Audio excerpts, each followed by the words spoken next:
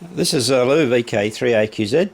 This is my foundation class transceiver, the FND1. I'm just going to do some power measurements. I'm going to demonstrate how these power measurements are taken. The foundation class have a maximum power limit of 10 watts peak envelope power. For the measurement, I'm going to use the method outlined in the Wireless Institute of Australia called RF power measurements. So briefly, we need to measure the mean power with a single 700 Hz tone, and then by taking some voltages on an oscilloscope, the peak envelope power by measuring the voltages at the peak of the envelopes for both 700 Hz and 2300 Hz. Peak envelope power is a measurement used on single sideband transmissions. Mean power can be used on AM and anything that's got a steady carrier. Here you see my homebrew generator, which generates 2 tones. Frequency I can vary, so I'm going to feed a couple of tones into the FND1. I'm going to actually use 700 cycles and 1.8 kilohertz because the lower sideband filter is reasonably narrow. 10 watts of mean power, also called PY in the ACMA notes, is equal to the RMS voltage across a 50 ohm load squared divided. This is the sort of power you'll see on a standard power meter that doesn't have a PEP function. That RMS voltage can actually be found using an oscilloscope, and we can read the peak to peak voltage, which is a bit easier. For 10 watts we'd be expecting 63.2 volts peak to peak. In the WIA notes we're looking for the peak voltage, a figure called V2 with a 700 Hz tone. The peak voltage is half the peak to peak, and the RMS of course is the peak voltage divided by 1.414. So here we have the oscilloscope. We're going to use that, and we're also going to use a standard power meter. This is the Yaesu YP150, so I'm going to also show the power reading on that. On this radio I can actually select AM. I can get a steady carrier in AM, so I can do a power measurement with the AM carrier. So I'll go to transmit, and we'll have a look at the output. So down here we have the drive control, so I can wind that up and I can watch the power meter. It's hitting 10 watts now. We can just swing the camera over to that, zoom in a little bit. I can't go over 10 watts because I have power limiting. I can keep turning the drive control, but that's as far as it's going to go. So we've got power limiting on this transceiver, and there's the signal on the Crow. I've got it down on low and it's showing 63.6 volts, close enough to 10 watts using the peak to peak envelope, peak to peak voltage measurement. So we'll just wind that back again. There we go. And there's the reading on the rig. You'll see a green bar just above the 10. I'll wind it back down, going up. That's about 5 watts, and that's 10, as far as she'll go. So now we've selected lower sideband, and I'll inject the 700 cycle tone into the transceiver through the mic socket. So there's the 700 cycle tone, and it hits 10 watts there, and also on the Crow. There we go, turn that down.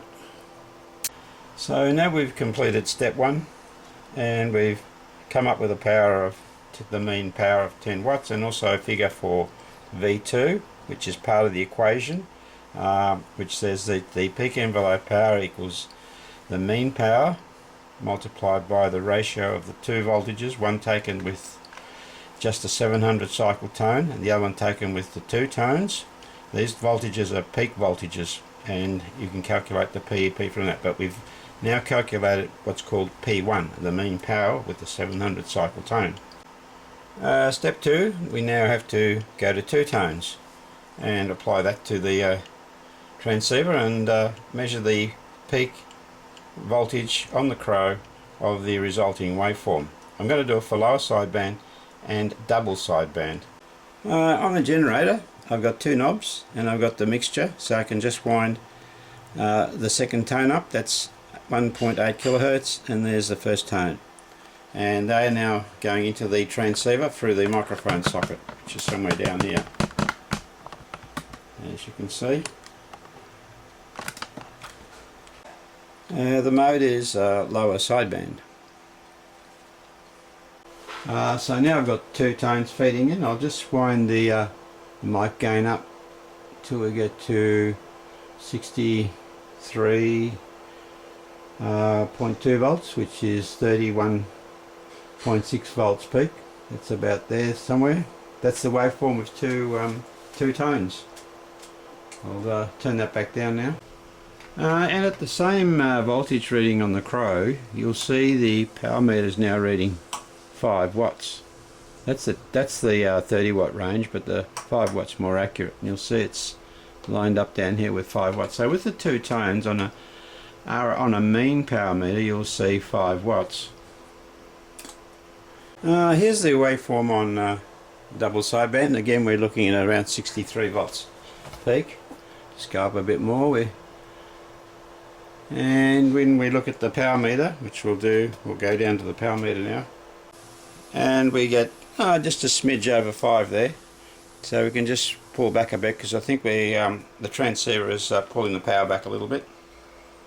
So 5 watts on the normal power meter, around 63 volts on the Crow peak to peak. The 63 volts of course becomes 31.6 volts, and that will calculate out to 10 watts peak. In this test I'm on the AM mode, and I'm going to show you the power meter readings as I increase the modulation. So I'll turn the transmitter on, and you'll see it's reading at about 4 watts, which is not a bad level for just the AM carrier. Now I'm going to add the tone and modulate to about 80%. So I'm just increasing the tone level, and it's at about 80% there. And you'll see it's jumped up to about 5 watts. So there's the Crow waveform. It's probably about 80%, maybe a little bit less. You'll see the power meter rise from 4 watts to 5 watts. I think it's meant to go up about 1.7 or so dB when you get to 100%. Here's a quick look at the connections I've made to the power meter, the dummy load 50 ohms, and also to the Crow. It's pretty basic, just a T-piece, and the probe connected to this junction here. The probe is set at by 10. Normally you would just use a coax lead and terminate it at the Crow, but I didn't want to put too much power into the Crow itself, so I've hooked it up for this particular test just like that. So having measured the two powers, the power with one tone, P1, also equals PY, and the power with two tones, also called PX, we can now evaluate the equation down here.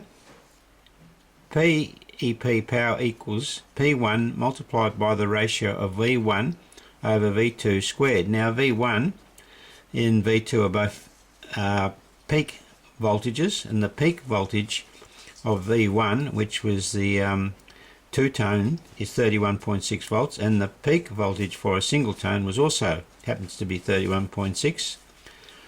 Divide that into that, you get 1, and a square of 1 is 1, so the total result is that PEP power equals 10 watts with those measurements. Well, that concludes the test. By the way, the power meter, the mean power meter on sideband and double sideband read 5 watts. The power meter on my rig reads 10 watts because I've calibrated it for peak envelope power. There's also a jumper in the transceiver that you can change from peak envelope to mean, but I've left it on peak envelope power. So that's it. That's the end of the demonstration using a homebrew two-tone generator. There is a two-tone generator in the rig, but I can set the frequencies on this one and move around because the lower sideband filter is reasonably narrow and the double sideband filter is quite wide, so I can do the tests at a number of frequencies. Thank you.